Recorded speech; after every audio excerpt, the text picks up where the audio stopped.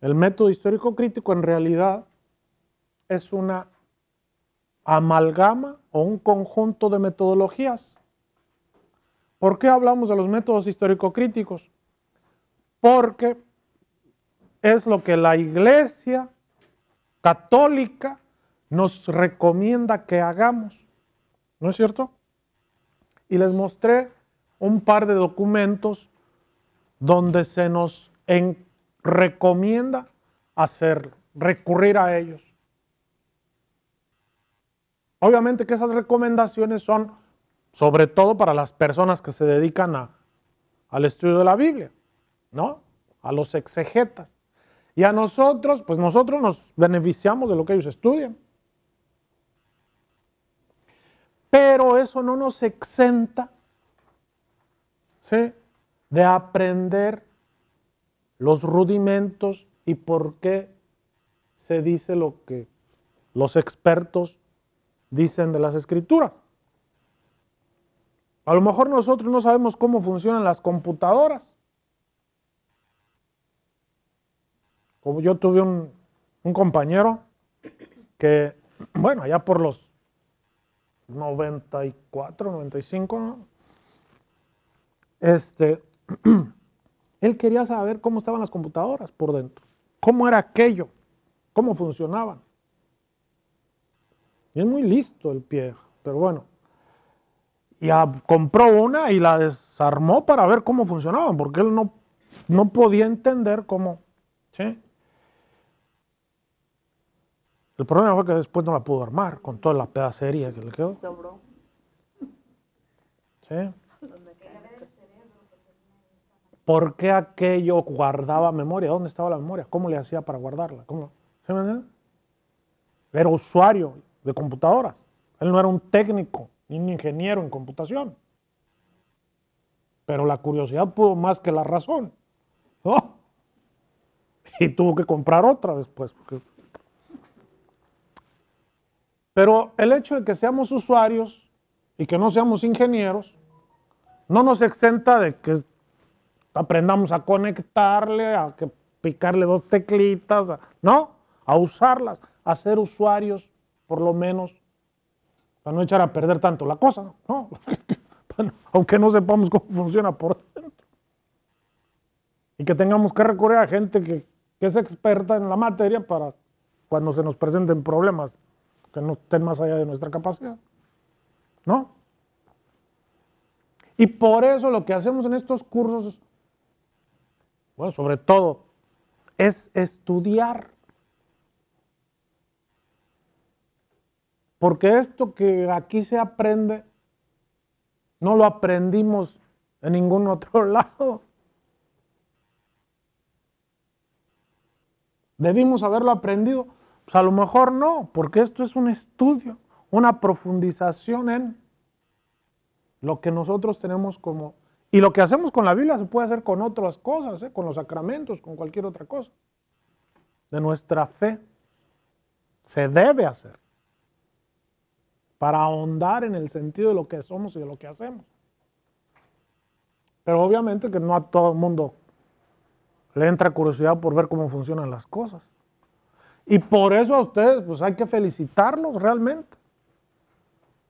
Porque se dan el tiempo y le ponen el empeño y ponen su trabajo y los fríos y lo que hay que hacer.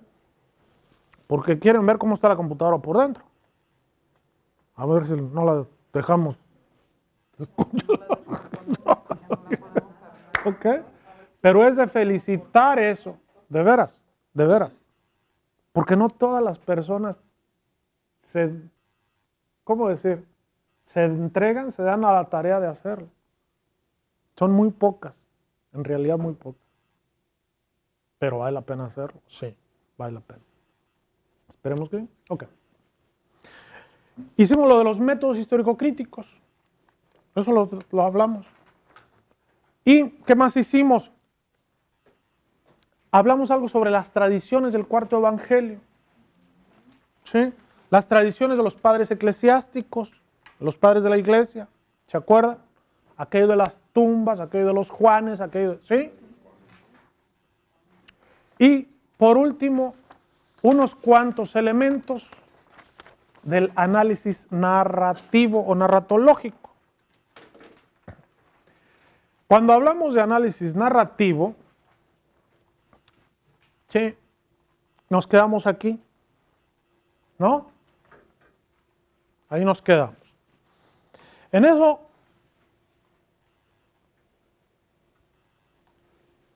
cuando diegéticos es una palabra técnica, diégesis en griego quiere decir narración, algo que se cuenta, lo que se cuenta. Eso es narrativos. Cambio la palabrita nada más por dos razones. Una, para que vean que es un asunto técnico, ¿no? Para que se note que es algo técnico. Y para no repetir tantas veces narrativo, ¿no? Pero que son las albóndigas de la misma sopa, pues, ¿no? No se apuren. Ok. Ahí pongo en líneas generales lo que contemplaríamos en el Evangelio de Juan respecto al tiempo.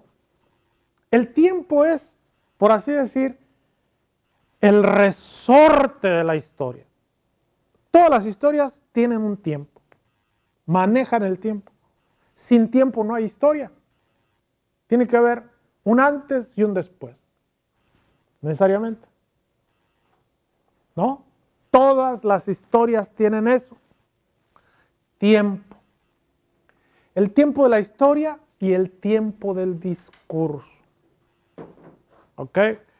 Aprendan a distinguir los dos momentos, los dos tiempos.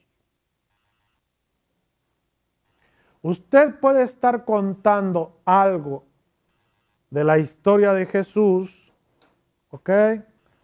¿Cuándo vivió Jesús? ¿Qué años? ¿Mande? Se dice que Jesús habría nacido como el año 6 antes de Cristo, ¿no? ¿Y fue ejecutado cuándo? Alrededor del 30, o sea, en 33, 32, 31, ahí podemos platicar y discutir, ¿no? O sea, más o menos ese es el lapso convencional en el que el tiempo de Jesús. Entonces, usted puede estar contando una historia de Jesús cuando, necesariamente después de la historia de Jesús, después de que sucedieron los hechos. Y a esto se le llama el tiempo del discurso. Cuando se hace el discurso de la historia. ¿Ok? Entonces, abusados con eso. Porque a veces en la Biblia no distinguimos el tiempo de la historia del tiempo del discurso. Cuando se está haciendo el discurso. Y esto nos causa confusiones. Los que estudian eso le llaman la fusión de los tiempos, porque a veces la voz del narrador se funde con alguno de los personajes, etc. Bueno, no vamos a entrar en pormenores, pero ustedes a la hora que van a leer el texto, que lo van a estudiar, ¿sí?, tienen que estar con el ojo despierto para percatarse de si es tiempo de la narración o es el tiempo del discurso, o es el tiempo de la historia. Tenemos alguien que cuenta la historia, ¿no? El narrador. ¿De acuerdo? El narrador es la persona que cuenta la historia. No lo conocemos. En el caso del Evangelio de Juan, no tiene cara. No dice yo soy fulano de tal, no se presenta. Aunque por allí y por allá deja ver algunos rasgos suyos. ¿Sí? El narrador.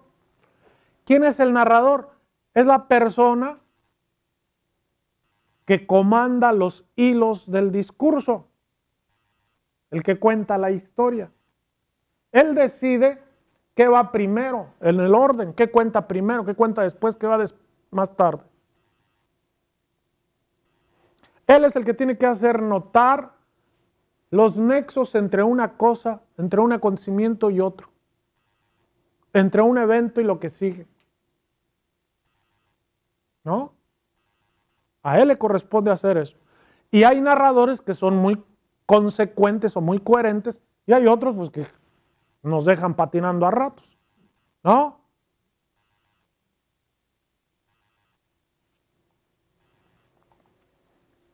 La velocidad del discurso es muy importante. ¿Sí? La velocidad del discurso. En el Evangelio de Juan, por ejemplo, ¿no?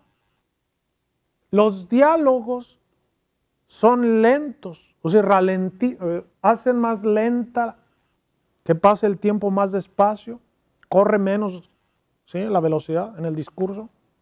Y en la acción, corre más rápido. Pero, por ejemplo, es muy típico hablar de que en el cuarto evangelio, la noche de las entregas, en el capítulo 13:1, Jesús se sienta a la mesa con los suyos. ¿Qué tenemos ahí? Lavatorio de los pies. ¿Sí? ¿Qué más? Anuncio de la traición o de los traidores, las despedidas del Mesías. Tenemos esa noche se alarga, ocupa 5 capítulos, 3, 14, 15, 16, 17, 5 capítulos una noche. Mientras que, por ejemplo, en el capítulo 2, verso 12, dice que Jesús bajó a Cafarnaúm y ahí se estuvo no muchos días. ¿Cuántos son no muchos días? Pues los que ustedes quieran. ¿Cuántos son? No muchos.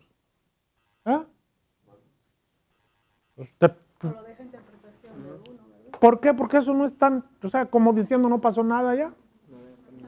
No hay nada que contar de allá, ¿no? Ahí estuvo.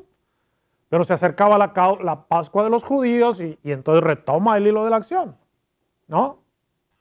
Entonces, abusados con eso. ¿Cómo? ¿En qué orden nos da las cosas? ¿A qué velocidad nos la da? ¿Con qué frecuencia? Un motivo que nos repite, que nos repite, que nos repite. Hombre, ya la tercera vez, ya, ¿no? Algo está pasando aquí. No puede ser mera casualidad. ¿Sí? Como la mamá que estábamos viendo la serie mundial, ¿no? Y pasó la mamá y dice, ¿qué estás viendo? Pues el béisbol. Es la serie mundial. Ah, ok. ¿Y eso qué? Pues es el béisbol, mamá. Pues, y se quedó ahí un rato. Y el pitcher, ¿no? En un lanzamiento, le pegó golpeó al bateador. ¿No? Y se enojó el bateador y se va encima de él. Dice, y la reacción de la mamá fue, pero no se quitaba, hijo, desde hace rato le está tirando y no se quita. ¿No? No se trataba de eso. ¿Ok? A veces nosotros no entendemos la pichada de qué se trata la cosa. Nos tiran y creemos que nos dicen 1, 2, 3 veces de qué se trata y nosotros andamos buscando otros objetos, estamos apurados con otras cosas. Entonces no vamos a entender lo que el narrador nos está comunicando. Técnicamente hay una serie de figuras aquí que los pongo nada más para que, pero no se mareen mucho. Analepsis, ¿qué es una analepsis? Un recuerdo de lo que antes se dijo. ¿Sí? Para verificar, para darle veredicción. Veredicción es decir la verdad. ¿Ok? Veredicción. Verificación es certificar algo. ¿No? Veredicción es un terminajo, pues también técnico de este mundejo, pero es ser coherente. ¿De acuerdo? Las analepsis sirven para traer un evento pasado al presente, para recordar sus efectos. Algo que ya se dijo, o una referencia a lo de antes. ¿Sí? Que va a tener efecto acá. La prolepsis es un aventar para adelante, una anticipación de lo que va a suceder, ¿no? Como, por ejemplo, ustedes ahora son muy diestros en descubrir esas cosas, porque ven muchas taranovelas. Entonces, ¿no? En los primeros, si se pierde la escena inicial, ¿no? Pierden elementos que les está dando el narrador de lo que va a pasar después. ¿No les ha pasado eso? O en una película, cuando va uno al cine, o no, si te pierdes la escena inaugural, a la escena inaugural todavía no anda buscando dónde sentarse y las palomitas. No, ya no. Ya usted ya no va a captar de qué se trata la trama, ¿no? Porque a veces el director o el narrador presenta en la escena inaugural prácticamente las claves de interpretar lo que va a suceder y los diálogos y demás. ¿Sí? Eso es lo que tenemos aquí. Analepsis, prolepsis, nos anticipan lo que va a venir. Y a lo mejor se nos olvida a los 20 segundos, pero ya nos lo dijeron, ¿no? La escena dialogada. Una escena dialogada, la acción se puede representar, pero también se puede decir, ¿no es cierto? Un caso muy típico es, por ejemplo, el del capítulo 9 en el Evangelio de Juan, cuando al excurado, al exciego, no excurado sino al curado, al exciego, le preguntan y él vuelve a repetir todo lo que, ¿no? Y le vuelven a preguntar y vuelve a repetir. Y a la tercera dice, bueno, ¿qué también ustedes? Si ya les dije 3 veces. O sea, está repitiendo las mismas acciones, se repiten. Las acciones se pueden describir, ¿sí? Está pasando esto, pero también se pueden decir. Entonces se dialoga o se hablan. Y las pausas son esos momentos donde no pasa nada, donde la acción parece suspendida. Pero esas son oportunidades para que el lector o el narratario, bueno, también se le llama narratario al lector, recapaciten lo que acaba de estar pasando, lo que le acaban de contar. Son elementos muy simples que se usan en casi todos los libros de narración, pero a los que a veces, pocas veces les llamamos atención porque nunca vamos a estudiarlos. Nunca los estudiamos, los disfrutamos y todo, ¿no? Pero cuando ustedes conocen esto, verán que ya no van a ver las películas igual, ni van a ver las taranovelas igual, ¿no? Porque no, ya la mente ya empieza a trabajar de manera distinta. El espacio. Dijimos, toda acción tiene tiempo, tiene espacio, toda narración. El espacio puede ser social o psicológico, ¿sí? Se habla de espacio social cuando los elementos son conocidos, pertenecen al mundo externo, ¿sí? Pero también se puede haber espacios psicológicos. Lo que sucede, por ejemplo, en los soliloquios o monólogos, se pierde el espacio, ¿sí? Para hacerlo interior. El espacio puede ser exterior también o puede ser interior. Puede ser público, puede ser privado. Y cambia la significación de las cosas. Porque algunas no se pueden hacer públicamente y otras son. Por ejemplo, Jesús con los suyos se encierra a partir del capítulo 13 con ellos exclusivamente, con los suyos. Y ahorita vamos a ver que ahí hay un parteaguas importante en la narración del Evangelio. La trama o la intriga es esencial y fundamental. Cómo conectar las acciones, las diversas acciones que se están sucediendo, cómo están conectadas unas con otras. Hay narradores muy hábiles, capaces de conectarlas bien y hacer una secuencia lógica, ¿sí? Y hay otros que no lo son tanto, son más toscos, más tochos, ¿no? Por último, los caracteres o personajes. ¿Sí? ¿Quiénes intervienen en la acción?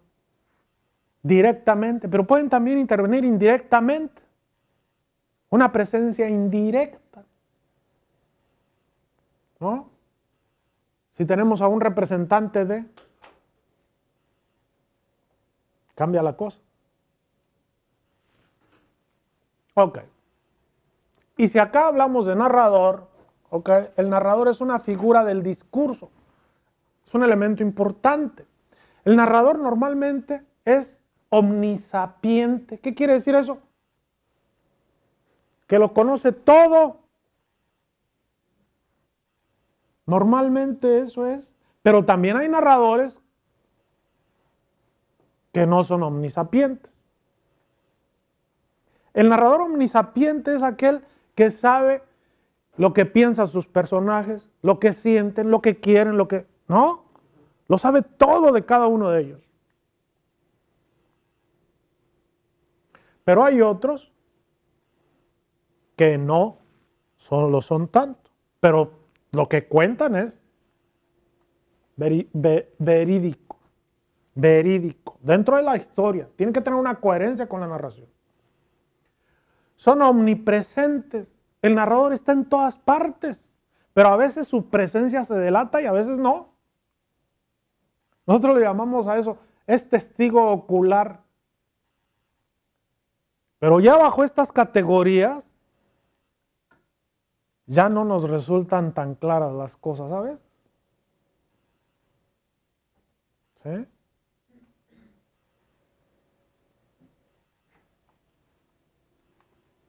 A veces el narrador es omnicomunicativo, lo cuenta todo y a veces dice, no, hay más cosas que hay que contar, pero no se las quiero contar. O no es el lugar para contarlas, o lo que sea. ¿No? Como eso que leímos del final del Evangelio de Juan. Muchas otras cosas hizo Jesús que no se están escritas en este. Si se escribieran todas, no cabrían los libros en el mundo. ¿No? Un poquito exagerada la cosa, pero bueno, ¿no? Es la hipérbole típica del final de los libros. Narrador y narratario. ¿Quién es el narratario? El lector o el escucha. Aquel a quien el discurso se dirige. No es necesariamente el lector, usted físico que está leyendo, no. Porque a veces nosotros con muy buena fe decimos, ¿no? Que Dios nos manda esta palabra para nosotros. Y se nos olvida que no somos los primeros destinatarios de esta palabra. Nosotros estamos haciendo un salto muy grande a este nivel analítico, ¿ok? Ese discurso está hecho para un lector, para un escucha, se le llama narratario justamente porque está en el mundo del relato, ¿sí? Y distinguirlo del lector. Nosotros somos los lectores reales del libro. Pero el que hizo el libro y el que cuenta la historia no estaba pensando en nosotros.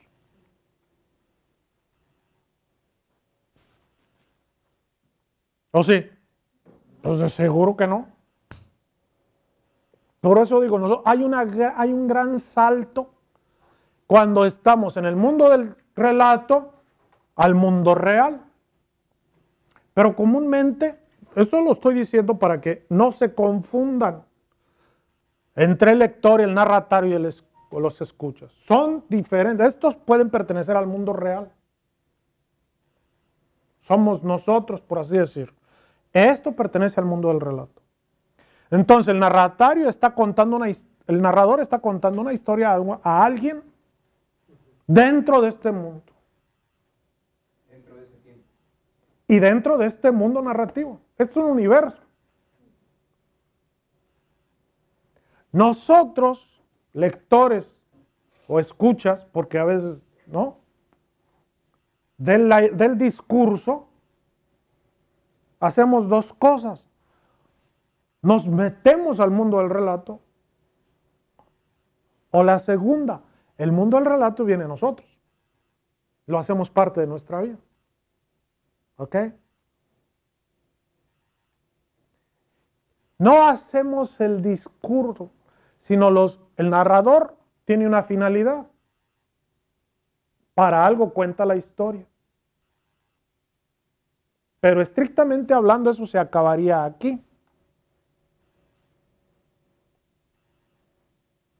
Pero su objetivo va más allá cuando nos toca acá. ¿No es cierto? Entonces la obra, la narración, salta sus bordes, como ha sucedido con la Biblia, con los libros de la Biblia. Porque nosotros nos los apropiamos por la fe. ¿Ok? Nosotros los recibimos por la fe. Nosotros hacemos ese salto generacional. ¿O es la Escritura la que hace el salto generacional hasta nosotros?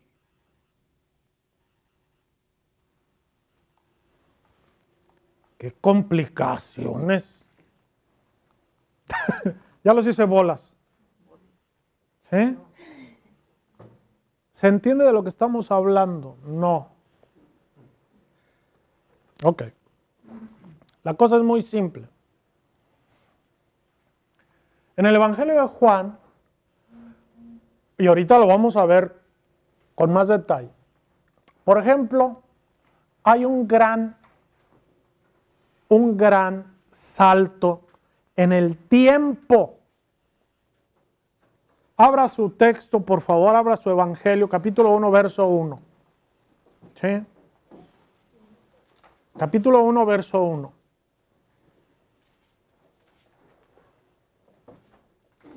¿Ya está? ¿Cómo dice ahí?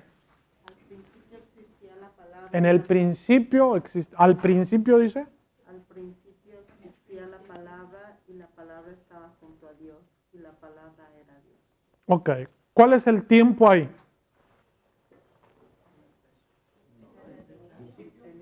¿Cuál es? ¿Tiempo?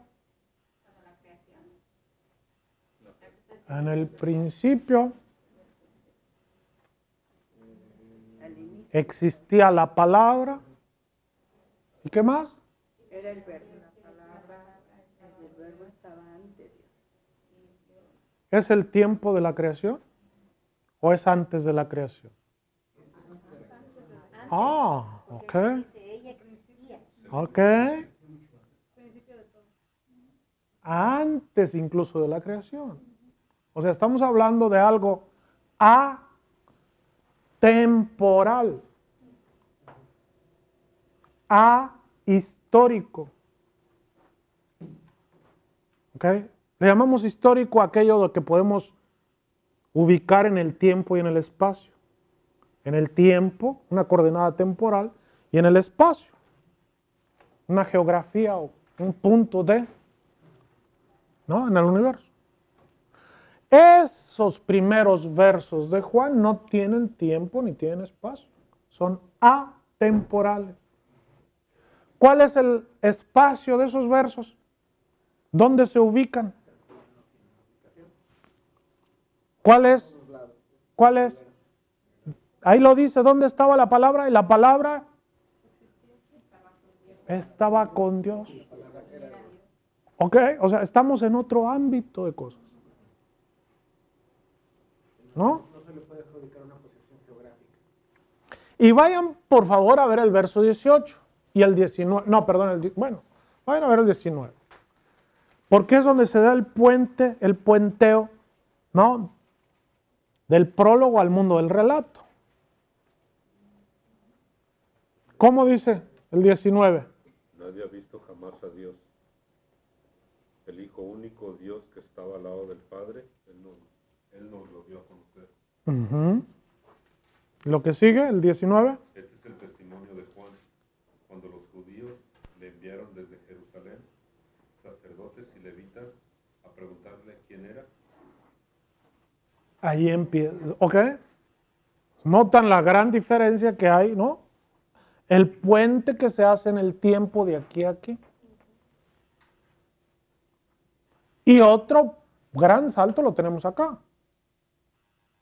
A nivel del tiempo, de la temporalidad, cómo se maneja la temporalidad en el Evangelio. La historia de Jesús de Nazaret, ¿sí?, va a agarrar de aquí hasta aquí, hasta 21, 23. ¿Sí? Y luego tenemos dos ubicaciones temporales diferentes.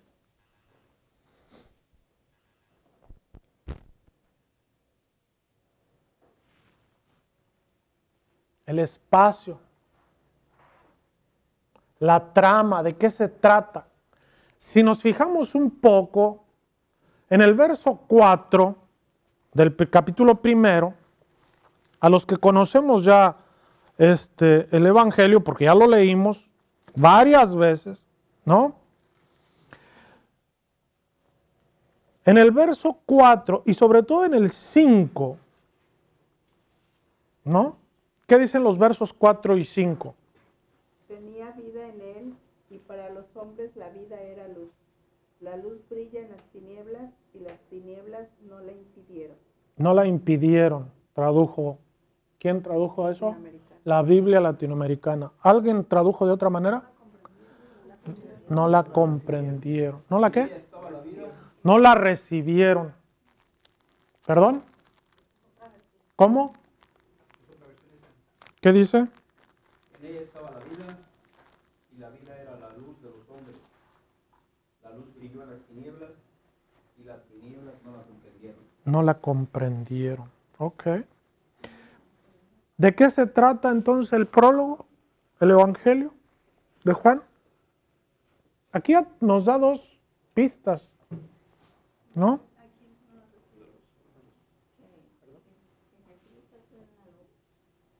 El logos viene, o la palabra viene, o el verbo, ¿no? Depende de cómo hayan traducido ahí, ¿no? Aquí Biblia de Jerusalén puso la palabra, ¿no?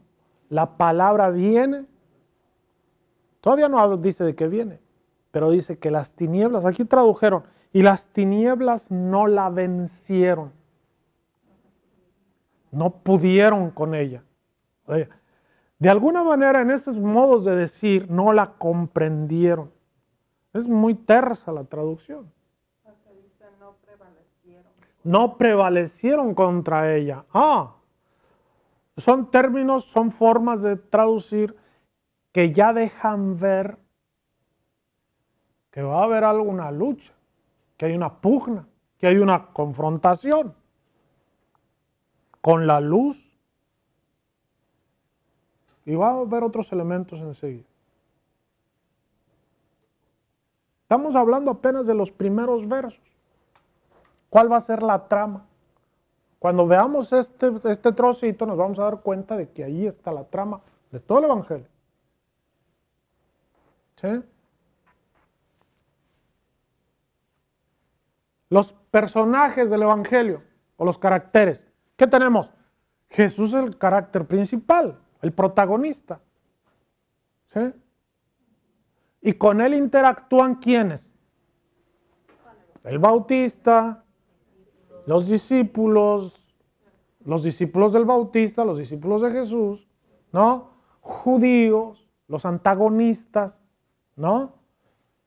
Fariseos, en fin, los principales, ahí no cabe puestos, pero también fariseos, griegos, etc. Hay una serie con los que interactúa Jesús. Su mamá, ¿no? En algún momento, José de Arimatea, en fin, ¿no? Aquí podemos poner. Pero el protagonista es Jesús. Y esto lo podríamos poner entre paréntesis, el Padre de Jesús, porque está presente en prácticamente todo el Evangelio de cabo a rabo. Así es como se gesta la comunicación, porque lo más importante es que el narrador tiene algo que comunicar y lo comunica. Entonces, cuando nosotros nos abrimos los oídos y los ojos a ver cómo comunica, hacemos la conexión. Escuchar les habrá pasado a ustedes que cuando estamos en comunicación con una persona, a veces no es tan importante, que sí lo es, lo que dice la persona, como las formas como lo dice. ¿No? El tonito, ¿no? El problema no es lo que dice, sino el tonito que usa para... Ah, ok. Y entonces reaccionamos. Porque no es la información que se transmite, sino los modos que usa para transmitirla, para comunicar. Y ahí es donde fallamos horriblemente.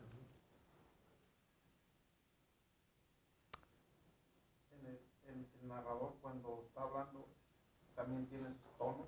Sí. ¿Cómo lo podemos detectar? Pues los vamos a ubicar, sí. Sí, los vamos a identificar. Claro. Pero también a nivel personal, les digo, cuando estamos conversando con alguien y estamos comunicando algo, a veces no es tanto lo que dice la persona, también el no verbal, las subidas, bajadas de todo, si está nervioso, no, el lenguaje corporal, todo eso lo podemos percibir directamente. Entonces, según la palabra, se puede detectar el estado anímico del narrador, ¿verdad?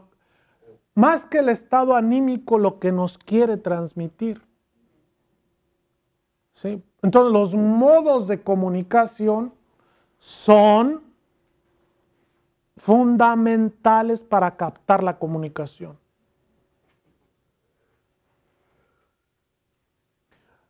Nuestro lenguaje no es simplemente informativo. El lenguaje es un medio de comunicación. Para crear comunión, comunicación. Normalmente la comunicación es ida y vuelta. ¿Sí? En este caso, en la comunicación escrita, pues nada más es en un solo sentido. ¿No? ¿Se entiende? Ok. Pero aquí en estos lugares, y hay otros muchos, ¿sí?, encontramos lo que quiere comunicarnos. ¿Por qué? ¿Por qué se vale de una narración? A Jesús de Nazaret nos lo han transmitido en narraciones, en relatos. Nos hubieran dicho Jesús nació aquí, hizo esto y hizo aquello y ya. ¿No? 15 líneas así, una ficha de Jesús de Nazaret y ya está. Y este es tu credo, para que creas en él. ¿Sí me entiendes? ¿Qué hubiera pasado?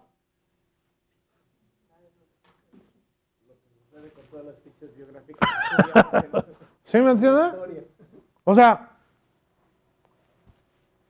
pero no sucedió eso. Eso no se dio así. Jesús de Nazaret nos ha llegado contado. ¿Contado? Ajá, con historias. Y a veces nos quedamos con el envoltorio del caramelo y el caramelo se nos perdió. ¿No es cierto? Eso nos pasa. El chocolate lo perdimos. Ay, qué bonito papelito. Y andamos buscándole milagros por milagros. Ay, es que están bien bonitos. ¿Ok?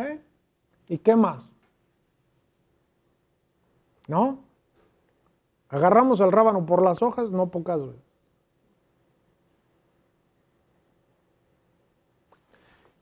Es muy importante atender a la comunicación y a los medios como la comunicación se nos está transmitiendo. ¿Ok?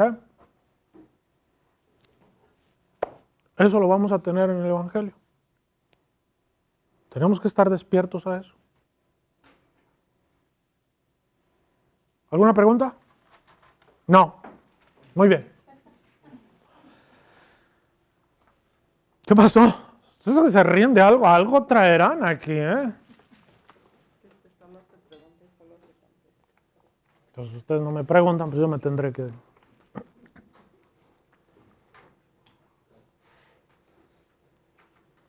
Ayer empezamos a hacer un recorrido episódico del texto del cuarto evangelio, ¿no?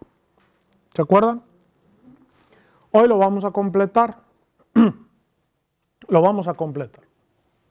Gracias.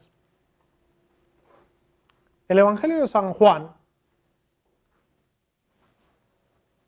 empieza en el capítulo primero y termina en el último. ¿Ok? No se asusten por eso. Pero de allá a aquí hay articulaciones. ¿Sí? Vayan por favor a ver, ya vimos ahorita el capítulo 1, verso 1. Ahora vamos a ver el capítulo 13, verso 1.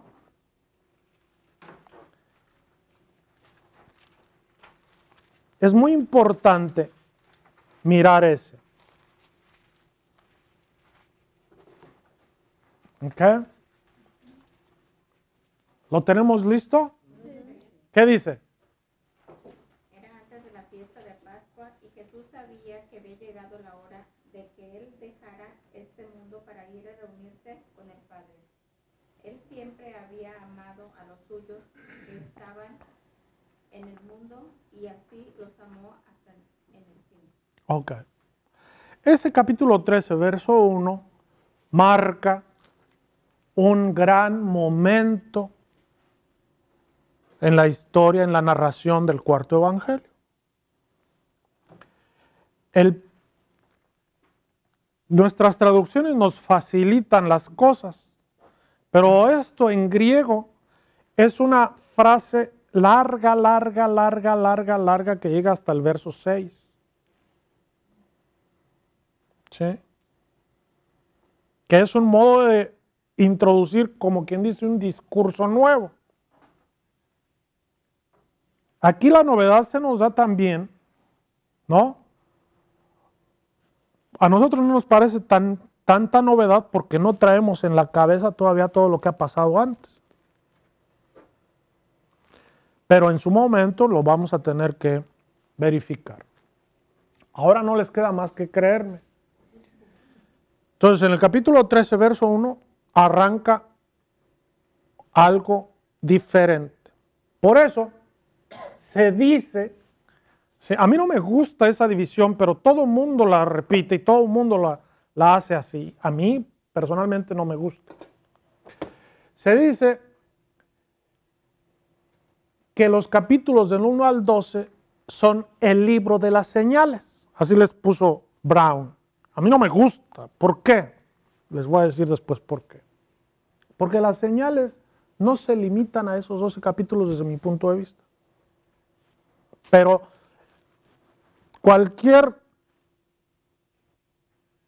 comentario o estudio que vean lo va a repetir porque también es más fácil, ¿no? Tener las cosas bien estructuraditas a tratar de narrar o de platicar cosas diferentes.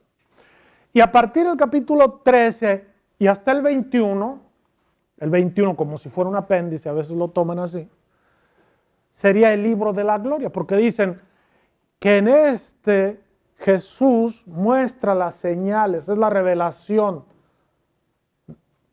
de la palabra ante el mundo, como quien dice la vida pública de Jesús, y este es la revelación de la gloria de Jesús ante sus discípulos. Así es como suele decir. Yo pienso que las cosas son un poquito más complejas y más entreveradas. ¿Sí? Y que el libro de las señales es todo el librito. Acá en 20, 30, 31 lo vamos a ver. Lo leímos ayer. Habla del libro de las señales. que fueron escritas para que bla, bla, bla. Entonces, todo el Evangelio está contemplado como un libro de señales en su estado final. Y todas las señales, si no son señales de la gloria, no son señales. ¿Ok? Si no son señales de la gloria, no sirven para nada. Lo que Jesús manifiesta con lo que hace es la gloria. Que lo va a percibir el mundo, ok, pero también aquí están presentes los discípulos. Y acá también el mundo hace presencia. Por eso les digo, las cosas son un poco más complejas que estas divisiones así tan tajantes, ¿no? Importa más ver cómo el narrador nos va llevando por toda su narración y dónde nos deja, a dónde nos quiere llevar. Eso es lo más importante. Es decir, lean y relean el Evangelio. Solo así vamos a empezar a entenderle. Nos podemos ayudar de esto, de aquello, de lo demás allá, pero es importante. Lo más importante siempre será el texto. Siempre. Porque es el texto, el Jesús contado, narrado, de donde nosotros nos vamos a tomar y vamos a llevar y vamos a tener vida. Así lo han hecho generaciones y generaciones de creyentes, ¿no? El problema vino cuando dejamos de un lado la escritura porque fuimos analfabetos, porque no aprendimos a leer, porque nos daba pereza, por lo que quieran mantenerse. Cuando nos olvidamos de la escritura y nos enfocamos en otra cosa, desbarramos. Y se nos han venido calamidad tras calamidad y todavía no queremos entender. Bueno, eso es otro problema. Pero eso es muy importante. Leer y releer. Desde mi punto de vista, el Evangelio de San Juan está armado así. Tenemos un prólogo, Juan 1:18, ¿sí? Que es el pórtico de entrada a todo el texto, a la narración.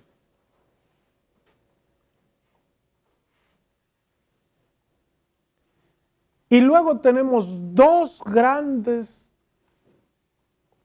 goznes. ¿Goznes? ¿Se entiende la palabrita? ¿Qué es un gozne? ¿No sabe lo que es un gozne? ¿Cómo le llamamos a esto? Bisagras, ok. Las puertas viejas de sus pueblos les ponían, ¿no? ¿Nunca vieron puertas de madera? ¿Qué les ponían abajo para que diera? Para que apoyara y pudiera dar vuelta. O les ponían un cuero donde sentara la madera y pudiera girar la puerta. Bueno, las bisagras del Evangelio son estas. ¿Sí? 12:37 a 40. Ahí tenemos otra gran retrospectiva del Evangelio. Y luego acá vamos a tener otra en 20:30 a 31. ¿Okay? Entonces, esta y estos capítulos van a ser fundamentales para hacer el paso acá. Si se fijan, yo coloqué tres grandes secciones con una bisagra en medio. A nivel de narración, a nivel del relato, tenemos de 1:19 a 3:36. Jesús va para la fiesta a Jerusalén. En cada sección de estas, Jesús va a Jerusalén. O hay una fiesta de por medio. En el capítulo 1, verso 19, empieza la acción, probablemente en Transjordania, en Samaria, en Salim, en Betania. Verso 28 dice en Betania, o Betabara, lo vamos a ver. Jesús va después a Caná, sube a Caná de Galilea, baja a Cafarnaúm, sube a Jerusalén para la fiesta primera de la Pascua. ¿Ok? La primera Pascua de Jesús la tenemos aquí. Su primera visita a Jerusalén en el Evangelio de Juan es aquí. Y tenemos la expulsión de los mercaderes y de los compradores del templo. En el capítulo 4, si se acuerdan, Jesús va a Samaria, ¿sí? Hace una oración a control remoto, ¿sí? ¿Sí? Al final del capítulo 4, digo, a distancia, pues, a control remoto, entonces, ¿no? Usted se imagina que le estaba, ¿no? Y en el capítulo 5 regresa a Jerusalén para una fiesta y tiene otras discusiones. ¿Ok? Lo están siguiendo ahí en su Biblia. En el capítulo 6, sin decir ni agua va, Jesús está del otro lado del lago de Galilea o del mar de Tiberíades, ¿no? La gente los sigue. Hay una dislocación en esos capítulos que no quise abundar ayer en eso. Ayer no quise abundar en el asunto porque hay cada tanta cosa que, ¿no? Pero si en el capítulo 5 Jesús está en Jerusalén, de buenas a primeras en el 6 ya anda en Galilea. Y no supimos a qué hora se nos fue, ¿no?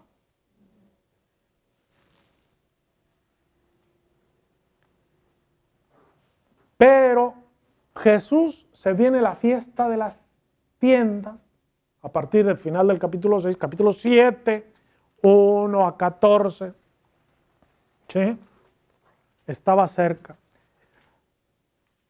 Y le dicen sus hermanos, sube a Jerusalén para que manifiéstate al mundo, para que también tus discípulos de Jerusalén vean lo que sabes hacer. No te quedes acá en el rancho, vete allá a la ciudad. Y Jesús dijo, suban ustedes, yo no voy a esa fiesta. Y en el verso 14, mediada allá la fiesta, Jesús sube, pero subió escondidas, ¿no? En fin, hay unas muy interesantes todos esos versos. Jesús sube a la fiesta de las tiendas, que ocupa los capítulos 7, 8, 9 y 10. Y estando todavía allí, hay otra fiesta todavía en Jerusalén, la Escenopeguía, la fiesta de la dedicación, 10:25. ¿Okay? Y la que se arma después de esa fiesta, porque a Jesús, entre dimes y diretes, lo quieren apedrear y Jesús escapa. Se les va de las manos, como el de la canción, ¿no? Ya lo tenían acorralado y se les escapó. Era mejor que el Chapo. ¿No? Se les fue. 40. Y aquí tenemos una analepsis. 10, 40, 42. Vayan a ver eso, por favor. Ahorita van a saber lo que es una analepsis. ¿Qué es 10, 40, 42? Léalo. No trajeron Biblia. Tan como el que fue a escardar y no traía gancho, hombre. ¿No? Regresó Jesús al otro lado del Jordán y se quedó allí, en el lugar donde Juan había estado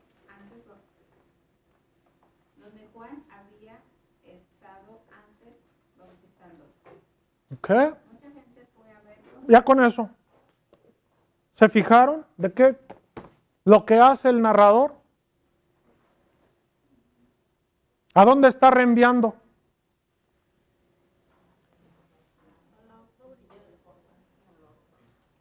¿Sí? A 1:28, a la escena de 1:28. Es decir, donde empezó la narración. Entonces aquí hay una analepsis muy grande que está articulando este paso de aquí a acá. A nivel de la narración. ¿Ok? 10:40-42. Jesús sale de Jerusalén y se va a donde había estado Juan bautizando antes.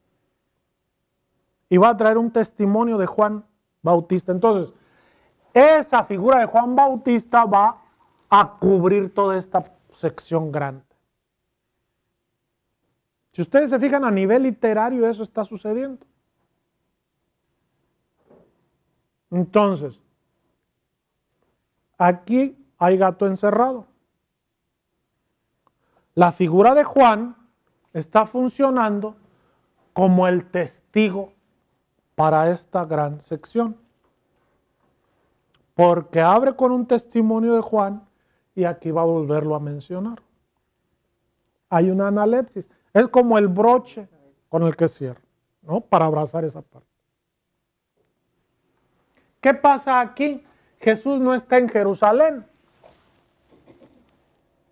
Ya lo quieren matar y todavía no voy. Yo ahora no voy. Aquí se le enferma a su amigo, al que tanto quieres, está enfermo. Le dijo Jesús que se muera. ¿No? Y tienen una conversación. Los capítulos 11 y 12 es aquello de que si Jesús va, que si no va a Jerusalén, ¿qué va a pasar con el enfermo? Que es, ok. Se muere Lázaro. Y Jesús cuando dice que Lázaro ya se murió, ahora sí voy. Digo, oh, Señor. Entonces empieza la puna con los discípulos. ¿No? ¿A qué vas? Si te quieren matar y aquí vas otra vez. Tú sí que le... Hombre, Señor, ¿entiende? Él va. Y sabemos lo que pasa en Jerusalén. Bueno, en Betania. No entra luego en Jerusalén. Se va a Efraín.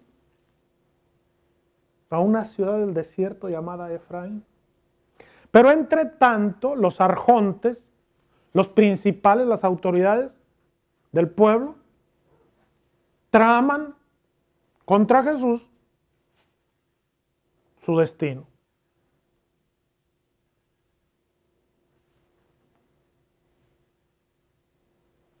Seis días antes de la fiesta de la Pascua, Jesús se junta con sus amigos, con Lázaro, al que resucitó de entre los muertos, en la casa de sus amigos, a cenar con ellos. ¿No? Y luego aquí tenemos la entrada a Jerusalén. Finalmente Jesús entra. Y una serie de eventos, o más que de eventos, de discurso, un discurso muy amplio. Cuando llegan los griegos, etcétera, etcétera, a partir de 12:20, ¿no? Y Jesús empieza a hacer un discurso muy amplio sobre su destino y otras cosas.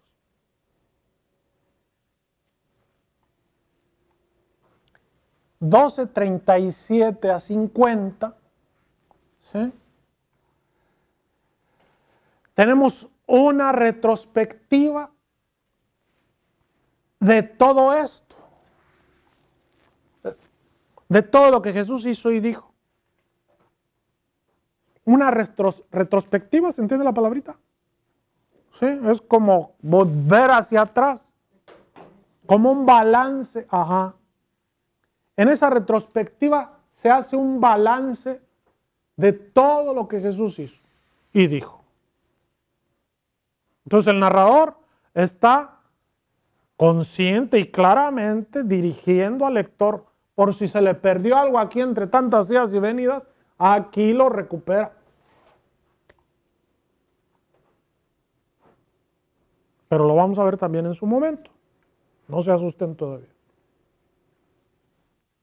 ¿Y qué sucede? Enseguida,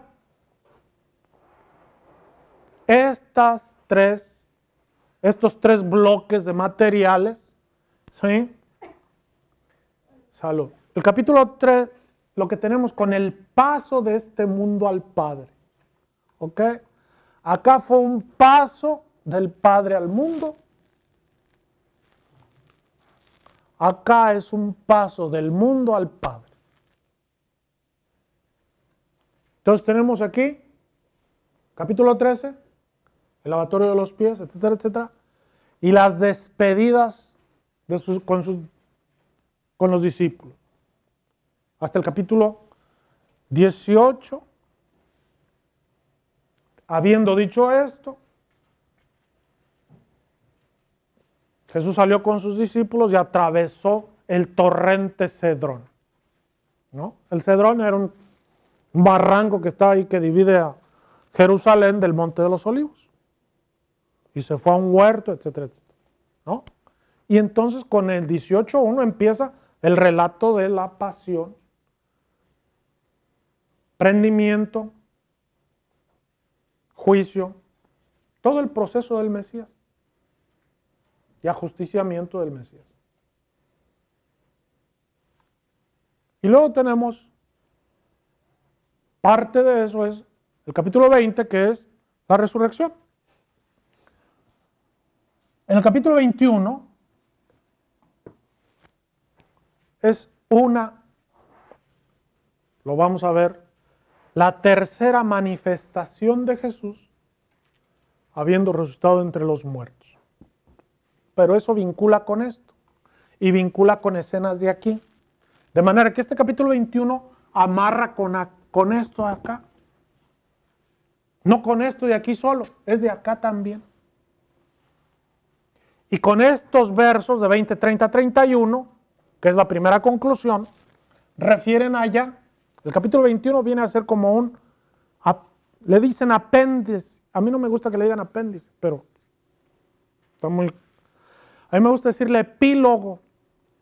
¿Qué es un epílogo? El epílogo es ese momento de la narración cuando el narrador va a salir del mundo de la narración y dice el destino de los personajes, ¿sí? Y a este se fue a tal y lo hicieron esto y le pasó esto y aquello, ¿no? Y ¿manda? Después de... Ajá, después de lo narrado. Eso es más o menos lo que tenemos aquí, con el destino del discípulo amado y con el destino de Pedro. Aquí lo tenemos, pero bueno. Este bloque de materiales está bajo el testimonio de Juan. Este bloque de materiales está bajo el testimonio de Lázaro. Este bloque de materiales está bajo el testimonio de una figura enigmática que le llamamos el discípulo amado. Lázaro se mueve aquí, Juan Bautista solo aquí, y solo acá encontramos al discípulo amado.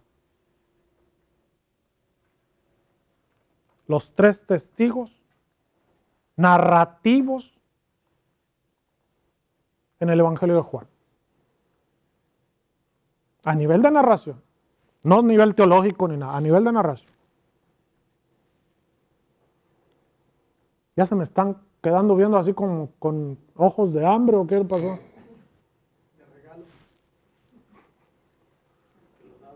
¿Sí? ¿Ok? Entonces lo que vamos a tener, lo que vamos a explorar, ¿sí?, es este mundo del cuarto evangelio en nuestro curso.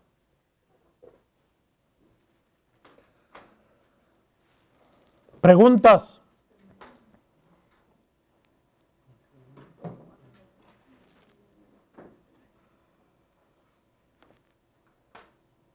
¿Nada? No, ¿puede repetir por favor? Álgame, sí.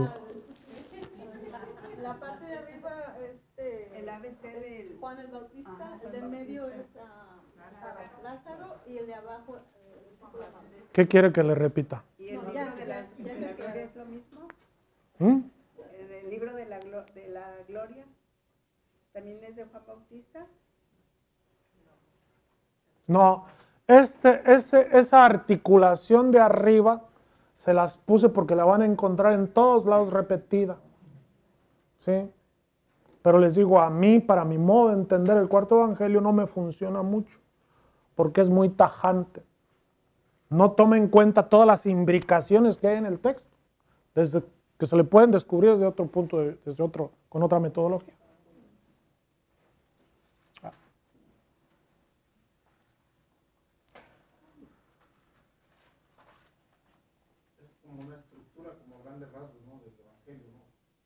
Sí. Pero hay mucho material que profundizar, lo que se pudiera hablar no se podría, digamos que en una semana terminaríamos. Hay estudios exclusivamente sobre la estructura del cuarto evangelio, exclusivamente. ¿Sí? Me acuerdo de uno hindú que hizo algo que le puso, pero ellos hablan de la estructuración cristológica del cuarto evangelio, y hace ver que él pretende mostrar que todo está en un centro, que todo está gravitando en un centro cristológico. Ya ni me acuerdo cuál es el centro, creo que lo pone como en 8:20 algo, ¿no? ¿Sí? Pero es tan minucioso el estudio y tantos los argumentos de un lado y de otro para hacer. ¿Y por qué cuando uno pasa por ahí no se entera de que ese es el centro?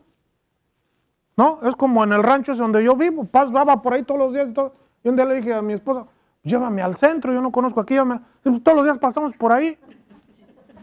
¿Cómo que? Sí, aquí está. Este es el centro. ¿Qué es el centro? Nada. ¿Y cómo se entera uno? Sí, sí. No, ni siquiera. O sea, pues uno viene allá del rancho, uno está acostumbrado a ver la plaza, a ver ¿no? El centro, algo que diga que es el centro. Si no, pues no podrá estar por ahí todas las veces que quiere y nunca se entera que es el centro. Ok. ¿No? Lo mismo pasa a veces con los estudiosos del cuarto evangelio. Que el centro está en 8:28. Digo, ¿y a qué horas avisar? ¿No? ¿A qué horas avisaron? ¿Cómo le hace uno? ¿Qué? Ese aviso lo dijeron antes que yo llegara al salón. Ok. Hay otro, un hindú, que descubrió como hay muchas repeticiones en el cuarto evangelio, descubrió una estructura mandálica en el cuarto evangelio. Ah, ¿verdad? Sí. Allí los quería agarrar. Es decir, se necesita ser hindú para dar con eso. Y no tener más tiempo que dedicar a eso. ¿Sí me entienden? Mandálica. ¿No saben lo que son los...? ¿No? Busquen ahí ustedes que son ahora todo. Google les dice todo. ¿No? Google. Ándele. ¿Ok? Pero esto que yo les estoy mostrando aquí es siguiendo el hilo de la narración. ¿Sí? Por así decir, como los episodios. ¿No?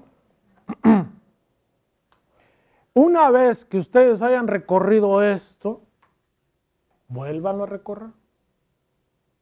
Porque créanme, uno nunca acaba de explorar todo el texto.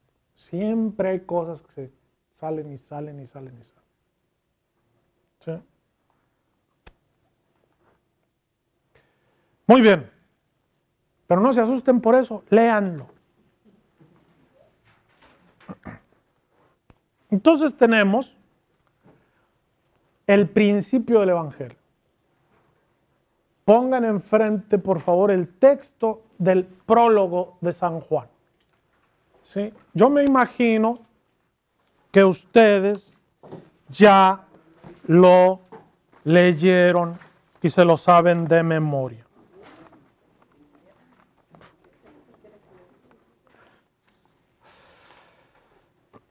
¿Ok?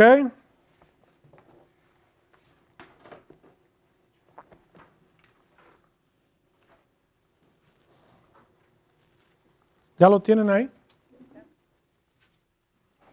¿Más o menos lo tienen en la cabeza o lo tenemos que leer? Más o menos. ¿Pero más menos que más o más que menos?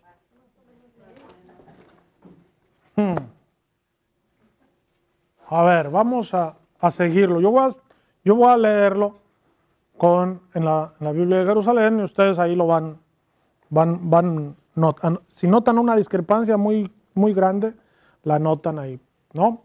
Se vale rayar las Biblias, no es ningún pecado. ¿Ok? Bueno, pero con cosas interesantes, no nomás así. Algo que les sirva para profundizar o una advertencia o algo. Muy bien. En el principio existía la palabra, y la palabra estaba junto a Dios, y la palabra era Dios. Ella estaba en el principio junto a Dios. Todo se hizo por ella, y sin ella no se hizo nada. Lo que se hizo en ella era la vida, y la vida era la luz de los hombres, y la luz brilla en las tinieblas, y las tinieblas no la vencieron. Hubo un hombre enviado por Dios, se llamaba Juan. Este vino para un testimonio, para dar testimonio de la luz, para que todos creyeran por él. No era él la luz, sino quien debía dar testimonio de la luz. La palabra era la luz verdadera que ilumina a todo hombre viniendo a este mundo. En el mundo estaba, y el mundo fue hecho por ella, y el mundo no la conoció. Vino a los suyos, y los suyos no la recibieron. Pero a todos los que la recibieron, les dio poder de hacerse hijos de Dios, a los que creen en su nombre, los cuales no nacieron de sangre, ni de deseo de carne, ni de deseo de hombre, sino que nacieron de Dios. Y la palabra se hizo carne y puso su morada entre nosotros. Y hemos contemplado su gloria, gloria que recibe del Padre como unigénito, lleno de gracia y de verdad. Juan da testimonio de él y clama: este era del que yo dije, el que viene detrás de mí se ha puesto delante de mí, porque existía antes que yo, pues de su plenitud hemos recibido todos, y gracia por gracia. Porque la ley fue dada por medio de Moisés, la gracia y la verdad nos han llegado por Jesucristo. A Dios nadie lo ha visto jamás. El Hijo unigénito que está en el seno del Padre, Él lo ha contado. Ese es el prólogo de San Juan. El prólogo tiene una delimitación con la palabra Dios, Theos. Theos en griego es Dios. En el verso 1 se repite Dios varias veces. Si se fijaron, en el verso 2 también, en el verso 3, ok. Y en el verso 18, a Dios nadie lo ha visto nunca. Okay. El unigénito, ¿no?, que está en el seno del Padre, lo ha contado. Entonces, a eso se le llama una suerte de inclusión. Es una figura muy usada en las Escrituras, donde para redondear un bloquecito se usa las mismas o palabras similares, las mismas palabras. Es una especie como de, se le llama inclusión a eso. Es una figura muy usual, ¿no?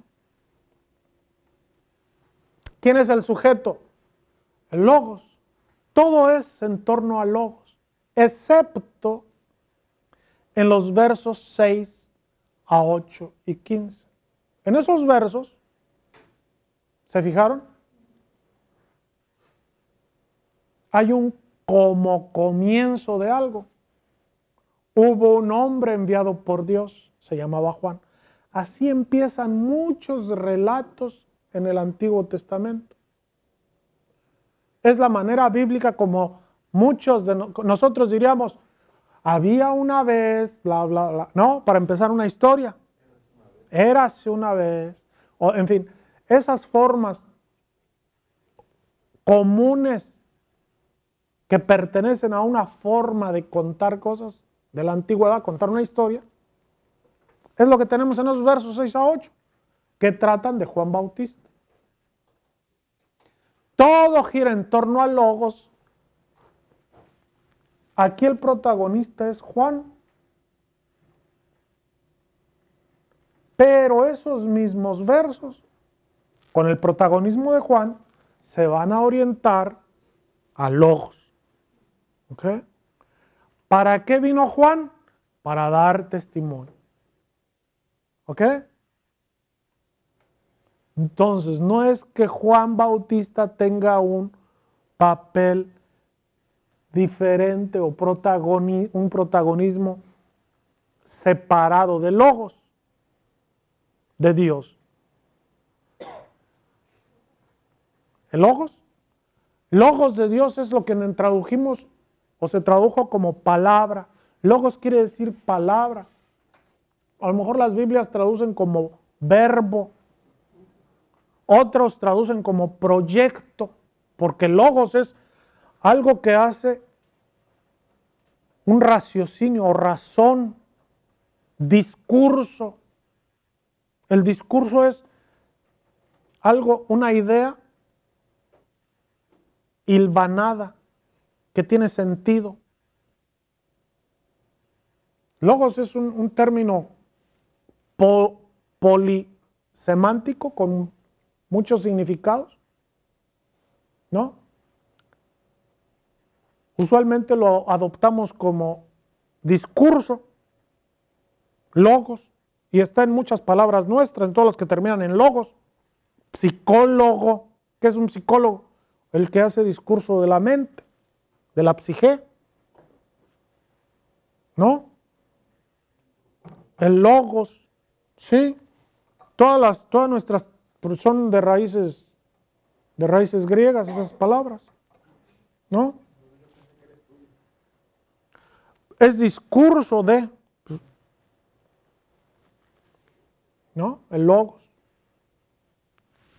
La palabra misma puede traducirse como razón, como, ¿qué más dijimos? Verbo, como palabra, como, me parece muy audaz como tradujo Mateos esto, lo tradujo como proyecto, ¿sí?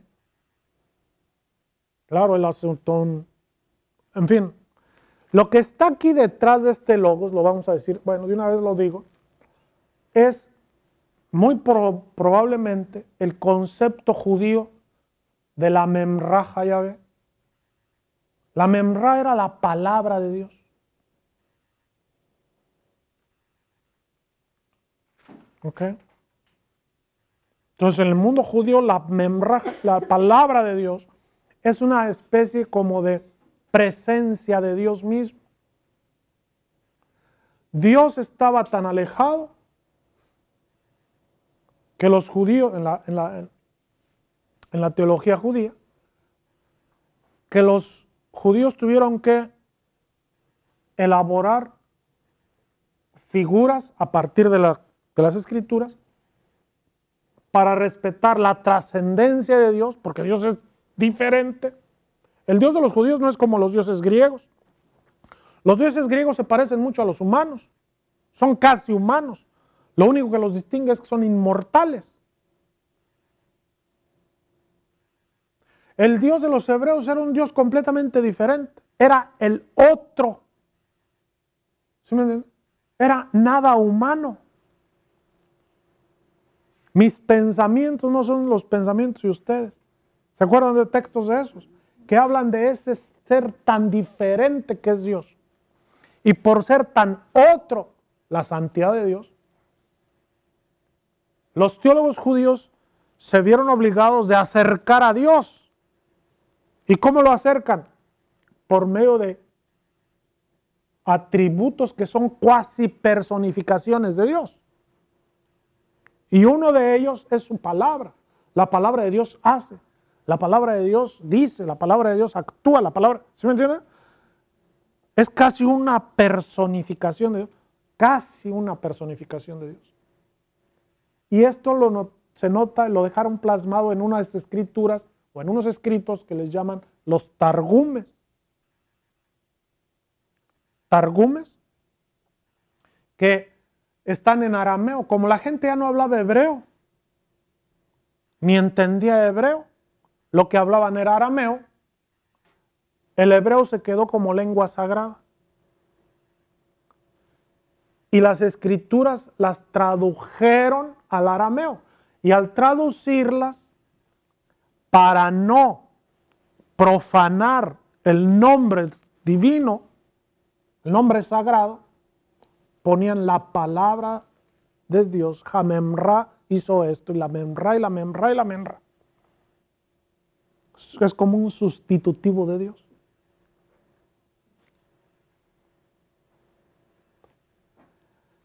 Eso que tenemos después, al contacto con los griegos, este pensamiento, estos modos de pensar se van a internacionalizar, por así decir, y van a hablar de la sabiduría de Dios. ¿Ok? La sabiduría. Eso que los griegos traían, ¿qué es la sabiduría? La sabiduría es saber vivir. Y saber vivir bien. Una vida con propósito. Eso es ser sabio. Y por eso los anhelos de tener sabiduría, de alcanzar sabiduría. Y ya Salomón lo que pide es sabiduría para gobernar. Porque es la mayor de las virtudes, que es una virtud que solo Dios concede. ¿No? Entonces, es vivir de acuerdo al querer y al ser de Dios. Eso es ser sabio. Esos modos de entender a Dios y el propósito de la vida humana, para el judío se tradujeron en la palabra de Dios. Y cuando los ponen en griego, los judíos griegos lo ponen en griego, pasa como el logos de Dios, que es la palabra de Dios.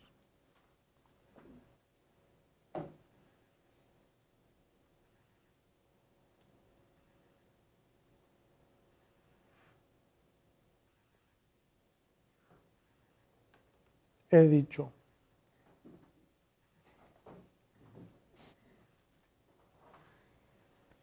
¿Qué nos iba a decir? ¿A qué hora era las garnachas? ¿Qué nos iba a decir? 40 segundos. Faltan 40 segundos.